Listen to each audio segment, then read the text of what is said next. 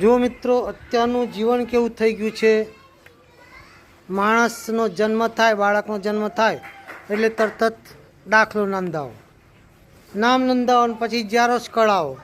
બાળક જન્મે ત્યારથી ઝેરોક્ષ કઢાવવાની ચાલુ, તે મોટો થઈ અને ઘરડો થઈને મરી જાય તો આ ઝેરોક્ષોની જરૂર પડે.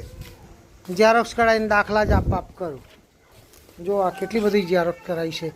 10માં છોકરા પાસ થાય એટલે આગળ ભણવા માટે ઓબીસીનો દાખલો લાવવાનો, બક્ષી પંથનો લાવવાનો, ઝેરોક્ષ કાની કઢાઈ લાવવાનો, રહેવાસીનો દાખલો લાવવાનો.